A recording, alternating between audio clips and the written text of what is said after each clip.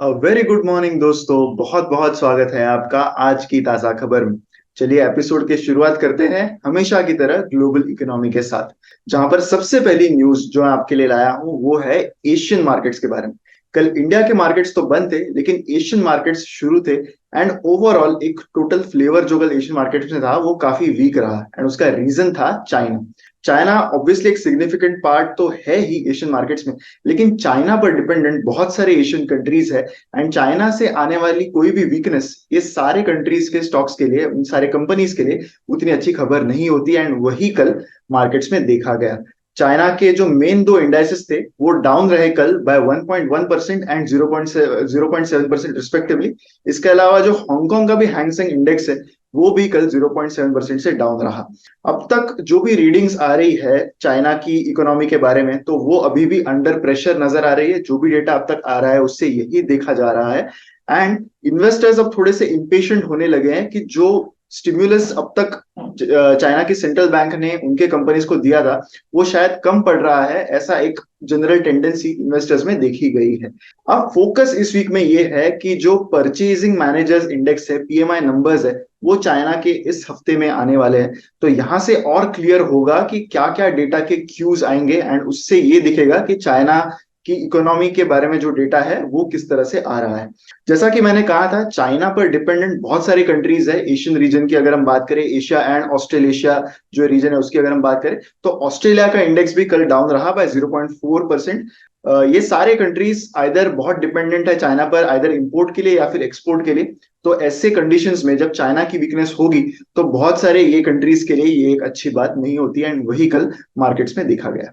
Gold के prices जो है वो राइज हो रहे हैं पास्ट 2000 यूएस डॉलर्स पर आउंस एंड ये जो है एक 1 मंथ हाई पर ऑलरेडी पहुंच चुके हैं। तो करंटली बहुत सारी चीजें हैं जिसकी वजह से ये इन्फ्लुएंस हो रहा है। एक पहली बात तो ये है कि जब भी इकोनॉमिक्स अनसर्टेनिटी आती है जैसा कुछ कंट्रीज में अभी थोड़ा सा देखने को मिल रहा है तो ऐसे ऐसे समय पर हमेशा एक सेफ हेवन एसेट की डिमांड हमेशा बढ़ती है। तो वो एक रीजन हमेशा से यहाँ पर रहेगा। इसके अलावा डॉलर की वीकनेस भी यहाँ पर गोल्ड की प्राइसेस बढ़ने में हेल्प कर रही है। वो कैसे? तो वीक डॉलर की वजह से लोकल करेंसी में गोल्ड सस्ता हो जाता है जिससे डिमांड जो है वो बढ़ने लगती है एंड डिमांड बढ़ने की वजह से बहुत बार प्राइसेस इन्फ्लुएंस होते हैं। एंड ऐसा ही करंटली देखा जा रहा है, ऐसा एक्सपर्ट्स का कहना है। एंड दैट इज वन की reason that is contributing to gold prices increasing. Currently जो गेन्स भी आ रहे हैं वो मेनली ये दो रीजंस ही है। एक तो सेफ असेट का डिमांड होता है, सेफ हेवन का डिमांड होता है इन्वेस्टर्स को। इसके अलावा जैसा मैंने एक्सप्लेन किया था कि यूएस डॉलर भी वीक होते जा रहा है तो दैट इज अनदर रीजन। तो हमेशा से यही देखा गया है। अभी भी वर्सनिंग इकोनॉमिक कंडीशंस बहुत सारे कंट्रीज में दिखाई दे रही है। हालांकि इंडिया में that is not the trend currently जो मैं अगली न्यूज में आपको बताने वाला हूँ। लेकिन मोर और लेस अगर आप देखें तो ग्लोबल डिमांड भी थोड़ी बहुत सबड्यूड ग्रोथ ही दिख रही है। तो ऐसे में ऑब्वियसली ऑलरेडी वॉर की अनसर्टेनिटी ऑलरेडी प्रिवेलिंग हो रहे हैं मार्केट में। तो ऐसे में हमेशा गोल्ड जैसा एसेट क्लास उस टाइम पीरियड में काफी अच्छा परफॉर्म करता है। अब आते हैं इंडियन इकोनॉमी पर, जहां पर सबसे पहली न्यूज है अबाउट एस&पी that is standards and poor's ने इंडिया का FY24 का ग्रोथ का जो फोरकास्ट है वो अपवर्ड रिवाइज कर दिया है to 6.4%। And robust domestic momentum ये एक रीजन है जिसकी वजह से वो कह रहे हैं कि India is poised to grow better than what there expectation was earlier. तो एस&पी के ग्लोबल रेटिंग्स जो हाल ही में रिलीज हुए उसके हिसाब से उनका अर्लियर एस्टिमेट 6% का था, वहां से वो एस्टिमेट 6.4% पर लेके गए हैं। एंड स्ट्रॉन्ग डोमेस्टिक मोमेंटम ये यही उन्होंने की रीजन बताया है। एंड ये जो चीजें हैं these are even after some of the challenges like elevated food inflation and sluggish exports. Exports के नंबर्स उतने अच्छे नहीं है इंडिया के लिए, लेकिन डोमेस्टिक कंजम्पशन इतना बेटर दिखाई दे रहा है उनको कि इस वजह से they are anticipating a good growth for the Indian economy. तो ये जो यूएस बेस्ड रेटिंग एजेंसी है इनका हालांकि अगले साल के लिए नहीं FY25 के लिए थोड़ा सा स्लोइंग डाउन ऑफ एक्सपेक्टेशन है। वो एंटिसिपेट कर रहे हैं कि थोड़ी सी स्लोइंग ग्रोथ होगी। एक रीजन तो उसका यही है कि हायर बेस इफेक्ट रहेगा। FY24 अगर अच्छा रहा तो कंपैरिजन में FY25 को उसको मैचअप करने में थोड़ी सी दिक्कत हो सकती है। हालांकि ग्रोथ तो है ही बट एक स्लोड ग्रोथ शायद वहां पर नजर आए। FY23 में इंडिया की इकोनॉमी ने 7.2% का ग्रोथ रजिस्टर किया था। इसके अलावा 7.8% का जीडीपी नंबर आया था for the April to June quarter, तो वो भी काफी अच्छी नंबर्स यहाँ पर दिखाई दे रहे हैं। एसएनपी का ये कहना है कि फिक्स्ड इन्वेस्टमेंट्स का रिबाउंड काफी अच्छा रहा है, यानी फिक्स्ड इन्वेस्टमेंट्स जो है वो काफी अच्छे से इंक्रीज हो रहे हैं। एंड प्राइवेट कंज्यूमर स्पेंडिंग चाहे उतनी अच्छी ना हो, बट बिकॉज फिक्स्ड इन्वेस्टमेंट इतने अच्छे हैं तो उस वजह से ग्रोथ काफी अच्छे से यहाँ पर बढ़ पा रही है। उन्होंने ये भी ऑब्जर्व किया है कि food inflation July to September quarter में काफी ज्यादा रहा था, लेकिन इसका बहुत ही मिनिमल इम्पैक्ट पड़ा है इंडिया के फंडामेंटल इन्फ्लेशन ट्रेंड्स पर। ये सारे पॉजिटिव इंडिकेटर्स के बावजूद अभी भी रिजर्व बैंक ऑफ इंडिया जो है उनका टारगेट है 4% का इन्फ्लेशन लाने के लिए, लेकिन अभी भी वहां पर there is still some way to go to bring the current inflation down to that number. Fractional ownership में एक बड़ा बूस्ट कल मिला है जब सेबी ने मंजूरी दी है about some decisions regarding fractional investments in real estate pools. तो जो मार्केट रेगुलेटर है सेबी, इन्होंने अलाउ किया है decision of setting up small and medium REITs, that is real estate investment trusts. चार मेन आरईआईटीज तो आपको पता ही होंगे, लेकिन उनके लिए जो इन्वेस्टमेंट के नॉर्म्स होते हैं वो काफी बड़े होते हैं। आपको एक सर्टेन लेवल का नेटवर्थ चाहिए, एक सर्टेन लेवल के प्रॉपर्टीज चाहिए, लेकिन इस लैंडमार्क डिसीजन के बाद कुछ छोटे रियल एस्टेट इन्वेस्टमेंट ट्रस्ट जो है वो भी खुद को लिस्ट करा सकते हैं। ऑब्वियसली अगर सेबी उसको मंजूरी दे रहा है तो सेबी के परव्यू के अंडर भी वो आएंगे। तो रियल एस्टेट टेक्नोलॉजी प्लेटफॉर्म्स बहुत सारे हुए हैं इन the last few years, and यहाँ पर हमेशा से प्रॉब्लम यही था कि रेगुलेशन की कमी यहाँ पर देखी गई थी, जिस वजह से जो कस्टमर्स है या फिर जो इन्वेस्टर्स है उनको उतना अश्योरेंस नहीं था कि अगर वो पैसे इन चीजों में इन्वेस्ट करेंगे देन दे आर सिक्योर और नॉट। तो उस डायरेक्शन में कुछ स्टेप्स यहाँ पर लिए गए हैं। सैटरडे को सेबी ने कुछ अमेंडमेंट्स प्रपोज किए इन द आरईआईटी रेगुलेशंस 2014, जिसके हिसाब से अब असेट वैल्यू एटलीस्ट 50 करोड़ तक की मंजूरी यहाँ पर दे दी गई है। सो करंटली जो आरईआईटीज थे उनको मिनिमम 500 करोड़ की एसेट वैल्यू की जरूरत होती थी, only then they were allowed to be registered as REITs. But अब वो 50 करोड़ के ऊपर भी यहाँ पर छोटे एंड मीडियम लेवल के जो आरईआईटीज है वो भी आगे जाके लिस्ट हो पाएंगे। तो सारे जो कंपनीज एंड वेबसाइट्स है जो ऐसे प्रोडक्ट्स में इन्वॉल्व है उन सब ने एक एक्साइटमेंट जताई इस डिसीजन को लेके, एंड काफी सारा ऑप्टिमिज्म यहाँ पर आ गया है। लेकिन रेगुलेशंस भी इससे आने वाले हैं, and SEBI as we know will come hard on some of the platforms or some of the websites which are not really that well regulated. So आगे हमें ये देखना होगा कि कैसे कैसे सेबी यहाँ पर डिसीजंस लेता है। ई बसेस के बारे में एक डेटा सामने आया है जहां पर इकरा ने ये रिपोर्ट किया है कि ई बसेस जो है they will account for 11 to 13% of new bus sales by FY25। ये उन्होंने अपने एक रिपोर्ट में यहाँ पर जताया है।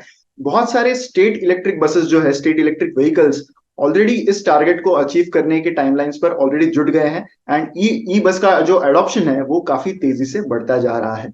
इकरा ने ये फोरसी किया है, इकरा का ये मानना है कि जो ई बसेस का ऑर्डर्स एंड ई बसेस का जो रोड पर आना दिखेगा अगले 2-3 सालों में, वो काफी एक बड़ा फोरफ्रंट पे होगा इंडिया की इलेक्ट्रिफिकेशन ड्राइव के लिए। एंड जो नए बसेस के सेल्स होंगे उसका 11 to 13%, so that's a very substantial number जो इकरा एंटिसिपेट कर रहा है कि आगे होगा। ऑब्वियसली कन्वेंशनल डीजल बसेस के मुकाबले में काफी सारे कॉस्ट ऑप्टिमाइजेशन के सेविंग्स भी यहाँ पर होते हैं। अब तक इंफ्रास्ट्रक्चर एक चीज थी फॉर ई बसेस जो इंडिया में माना जाता है कि कम है। धीरे धीरे उस पर काफी सारे स्ट्राइड्स हो रहे हैं, एंड इकरा का यह कहना है कि उस सही डायरेक्शन में ऑलरेडी बहुत सारी चीजें पहुंचने लगी है। रिपोर्ट के हिसाब से गवर्नमेंट की सब्सिडी भी काफी ज्यादा हेल्प करेगी इस चीज को अचीव करने में, एंड इवॉल्विंग टेक्नोलॉजी की वजह से कैपिटल कॉस्ट्स भी कम होने लगे हैं to bring e buses into play. जो ट्रैक्शन मिला है ई बसेस के सेगमेंट में वो काफी विजिबल है over the past 2 years, and इसके चलते जो कंसिस्टेंटली इंप्रूविंग पेनिट्रेशन लेवल्स है वो भी हमें दिखाई दे रहे हैं। अगली न्यूज है सोलार कैपेसिटी के बारे में। तो सोलार कैपेसिटी एडिशंस हमेशा से बहुत अच्छे रहे हैं, लेकिन अभी जो डेटा सामने आ रहा है फॉर दिस कैलेंडर ईयर, यानी जनवरी से सितंबर के को लेके अगर हम कंपैरिजन करें तो सोलर कैपेसिटी यूटिलाइजेशन इंस्टॉलेशंस जो है वो इंडिया में गिर गए हैं बाय 47% टू 5.6 गीगावाट। इसके कुछ रीजंस भी है एंड काफी लॉजिकल रीजंस भी है। तो नंबर्स की पहले बात करते हैं। जो इंस्टॉलेशंस थे वो they were also down for the July to September quarter, तो वो भी 1.9 गीगावाट के ही हो सके, ये भी एक 34% फॉल है on a year on year basis. जबकि पिछले साल के इस क्वार्टर में 2.8 गीगावाट की सोलर कैपेसिटी इंस्टॉलेशन इस देश में हुई थी। सिग्निफिकेंट चीज यहाँ पर ये है कि बहुत सारे इंस्टॉलेशंस जो है solar installations they are getting a lot cheaper. तो इस वजह से बहुत सारे जो डेवलपर्स या फिर इंस्टॉल करने वाले जो लोग हैं वो इस चीज को पुश कर रहे हैं, वो इसको डिले कर रहे हैं ताकि वो और सस्ते में ये सारी चीजें कर पाए। तो ये डिले जो है यही एक रीजन है जिसकी वजह से जो इंस्टॉलेशंस रहे हैं इस साल में वो काफी कम रहे हैं। डिक्लाइनिंग प्राइसेस यहाँ पर काफी ज्यादा दिखाई दे रहे हैं, जो भी इंस्टॉलेशन के कॉस्ट है वो दिन ब दिन बहुत कम होते जा रहे हैं। तो इसलिए एक डीले यहाँ पर बहुत सारे जो डेवलपर्स हैं वो इस चीज को लास्ट मिनट तक पुश कर रहे हैं ताकि वो और सस्ते में ये सारी चीजें करा पाए। बहुत सारे एक्सटेंशंस ग्रांट हुए हैं large scale solar and hybrid power projects को। तो वहां पर भी काफी सारे डिलेज हो रहे हैं because of land issues and transmission issues. तो ये सारी चीजों की वजह से भी जो सोलर इंस्टॉलेशन है वो भी आगे जो है वो डिले होते जा रहे हैं। चाइना से आने वाला जो ओवर सप्लाई है मॉड्यूल्स का उस वजह से ही कॉस्ट्स मेनली बहुत ज्यादा गिरते हुए नजर आ रहे हैं, जिसकी वजह से average selling price solar module की दिन ब दिन कम होती जा रही है। इंडिया की अगर हम क्यूमुलेटिव इंस्टॉल्ड सोलर कैपेसिटी की बात करें तो वो अभी करंटली है 69 gigawatts as of September 2023।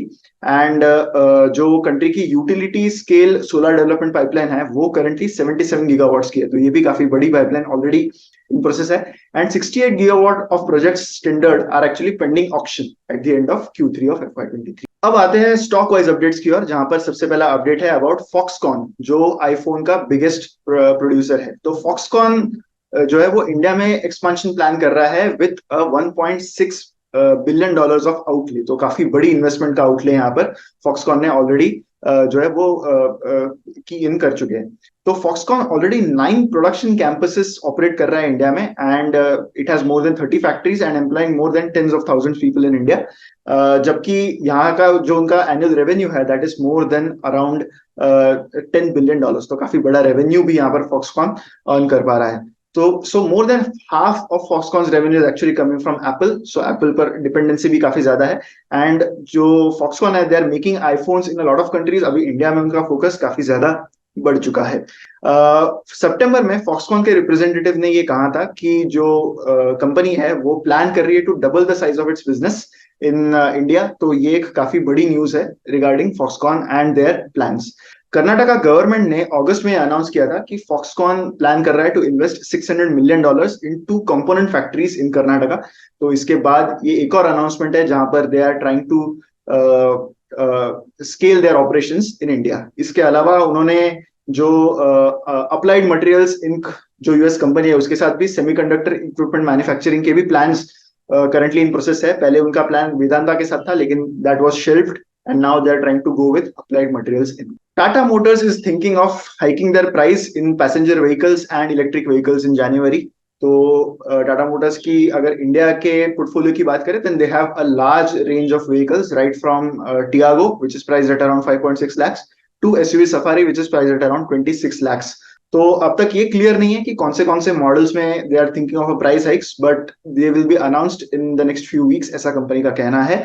Company is joining the likes of Maruti Suzuki and Audi who are hiking their prices in India। So एक प्राइस हाइक का जो है ट्रेंड अब ऑटोमोबाइल सेक्टर में देखने को मिल रहा है। काफी सारे डिमांड ग्रोथ काफी अच्छी यहाँ पर नजर आई है in the last 1 or 2 years। So इसके चलते अब they are also thinking of hiking there prices. PB Fintech is going to invest a sum of rupees 350 crores in their wholly owned subsidiary that is Policy Bazaar। तो policy बाजार में उनके already plans थे, काफी elaborate plans PB Fintech ने पहले भी communicate किए थे। And they have said कि to maintain to strengthen their financial health and meet the operating expenses वो ये एक capital infusion पॉलिसी बाजार में करने वाले हैं। दिसंबर 2021 में PB Fintech ने ये कहा था कि they will be investing up to 700 crores in policy बाजार in 1 or more tranches during FY22 and FY23।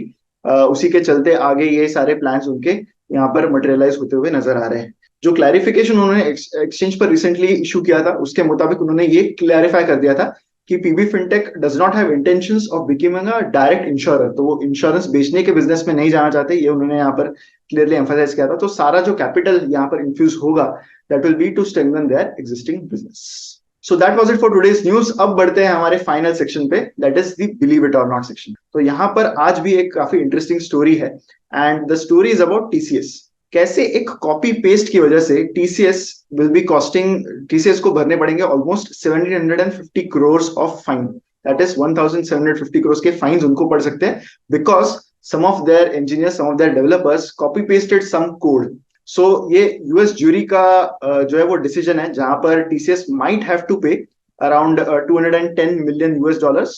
And उसका एलिगेशन ये है कि उनके जो इंजीनियर्स है, उनके जो कोडर्स है, उन्होंने एक कॉम्पिटिटर कंपनी से ट्रेड जो एक्सेस कोड्स है वो कॉपी कर दिए and they used it in their product. तो एक सिमिलर सर्विस देने वाली कंपनी है, दैट इज डीएक्सी। तो उनके जो manual and actual source code है इस कंपनी का, वो उनके डेवलपर्स ने कॉपी किया and they pasted it for their own team, that is the BANCS team जो है उनकी।